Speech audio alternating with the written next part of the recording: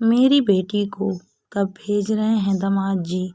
नानी तेरी मोरनी को मोर ले गए, नानी तेरी मोरनी को मोर ले गए, बाकी जो बचा था काले चोर ले गए। आज रेडियो FM पर अरसे बाद यह गीत सुना। रचना अपने हाथ से सब्जियां और चाकू रखकर इत्मीनान से गाना सुनने लगी। कितनी सारी यादों ने इस गीत को सुनकर मचलना शुरू कर दिया। रचना की आंखों के सामने सालों पहले का दृश्य घूम गया। तब बेटी आन्या 4 बरस की थी। नानी का घर गर्मी की छुट्टियों की एकमात्र घूमने की जगह थी। तपती गर्मी में जहाँ 7-8 घंटे बिजली गुल रहती थी, मौसियों का हाथ पंखे से हवा देना होता था। आन्या को हर समय नानी से चुगलबाजी करती हुई आन्या अब बड़ी हो गई है। रचना को याद आया कैसे आन्या अपनी नानी को परेशान करती थी। नानी तेरी मोरनी को मोर ले गए गा गा कर उसकी बातों का कोई सिर पैर नहीं होता था। पहले तो रचना को लगता था कि बेटा नानी के घर से ज़्यादा जुड़ा है, पर धीरे धीरे उसे एहसास हुआ कि आन्या को ही ज़्यादा लगाव है अपनी नानी के घर से। हो भी क्यों नहीं, आखिर लड़की है ना। जैसे जैसे साल गुजरते गए, बच्चों ने अपने बड़े होने की प्रक्रिया में नानी के घर जाना कम कर दिया। हाँ, बेटी ही कहने लगती है, मम्मी आप हो, आओ नानी के पास, मैं घर संभाल लूँगी, आपकी माँ है, वो साल भर इंतज़ार करती रहती है तुम्हारा। तुम्हारे ऊपर जिम्मेदारियों की कमी नहीं है साल भर, पर वह अपनी माँ को देखने जाना भी आपकी जिम्मेदारी है। आन्या की बातें सुनकर अक्सर रचना सोचती कि बेटियां मायके की अनकही पुकार कैसे सुन लेती हैं। आन्या घर में रहकर दादा दादी और अपने पापा की देखभाल अच्छी तरह कर लेती थी। अब जब से आन्या बाहर चली गई पढ़ने, उसका मायके जाना भी कम हो गया। उसके पीछे कौन संभालेगा घर।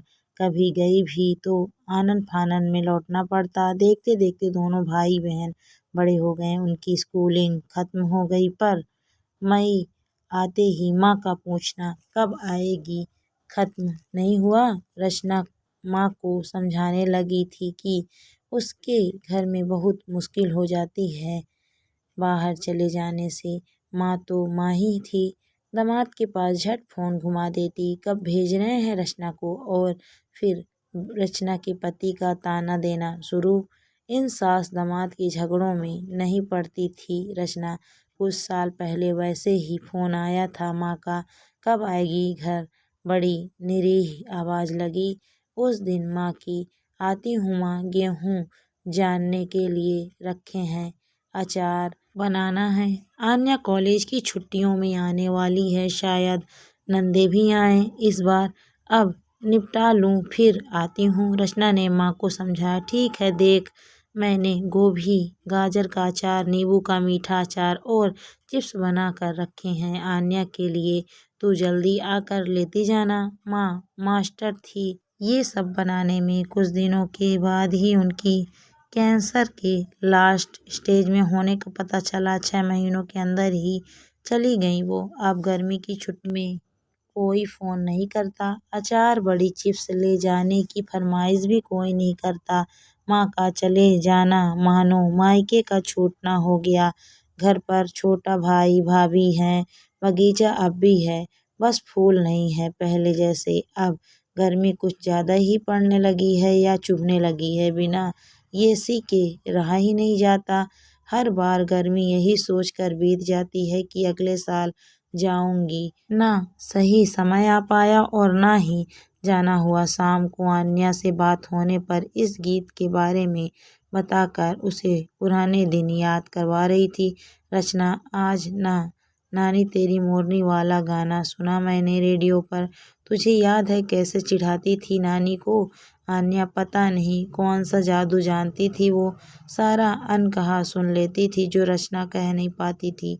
माँ, तुम्हारा मन कर रहा है क्या नानी के घर जाने का? हो आओ ना। आन्या ने फिर मन की बात जान ली। अरे नहीं नहीं, बहुत गर्मी है अभी, तेरे भाई को खाने पीने की दिक्कत हो जाएगी, दादी को कौन देखेगा। रचना पिछले 2 सालों से यही बात कह रही थी। माँ, तुम्हारी ये सारी परेशानियाँ कभी खत्म नहीं होगी, कुछ भी ना बदलेगा। तुम्हारे जाने के बाद सब अपने आप को संभाल ही लेंगे। 2-4 दिनों के लिए ही तो जा सकती हो ना तुम। हाँ, अब ये मत कहना कि मामी मामा ने बुलाया नहीं तुम्हें। अपने घर जाने के लिए अपनों के निमंत्रण की ज़रूरत होती है क्या? उन्हें भी तो बुरा लगता होगा जब तुम नहीं जाती। कौन सा हमेशा के लिए जाना है? कुछ दिन अपने मायके में अपने घर पर रह कर आओ ना। आन्या को रचना यूं ही नहीं जादूगर कहती। कैसे उसके मन का कोलाहल पकड़ लिया उसने। सच में इंतजार ही तो करती रही वह 2 सालों से भाई भाभी के बुलाने का। पर आखिर क्यों बुलाएंगे वो?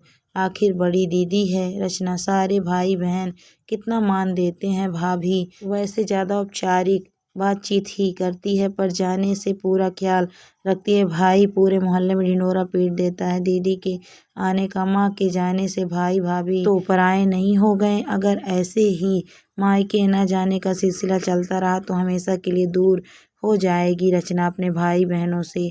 नहीं नहीं, मुझे अब और इंतज़ार नहीं करना चाहिए। अपने ही घर जाने के लिए निमंत्रण का दूसरे दिन सुबह सुबह अन्या को बता दिया रचना ने। कल जा रही हूँ मैं नानी के घर। क्या लाऊं तेरे लिए? वहाँ के हवा की खुशबू, छत से दिखने वाला चांद, नुक्कड़ के दुकान की हाजमा वाली गोली और गुप्ता जी का मंगोड़ी वाला चाट। बेटी कुछ भी नहीं भूली थी।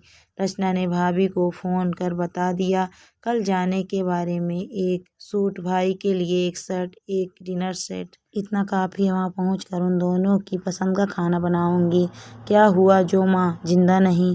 उनकी उपस्थिति तो उस घर के कोने कोने में है। उनकी पुरानी अलमारी, अटैची, एल्बम, शोकेस सभी तो है वहाँ जिसमें उनकी जान बसती थी। बस झटके के साथ रुकी, तब आँख खुली। रचना ने, अरे इतनी जल्दी आ गया घर? हाँ, अब तो रोड काफ़ी अच्छी बन गई, लाइट हो गई तो ठीक, नहीं तो रात को छत पर सोऊंगी आज बहुत सालों के बाद। माँ देखो मैं आ गई। आन्या ने मांगा है नींबू का अचार तुमसे, तुम सुन तो सकती हो ना? दोस्तों, कहानी आपको कैसी लगी कमेंट करके ज़रूर बताइए। कहानी अच्छी लगी तो वीडियो को लाइक शेयर करें। अगर आप मेरे चैनल पर नए हैं तो प्लीज़ मेरे चैनल को सब्सक्राइब भी करें। Thank you for watching my video.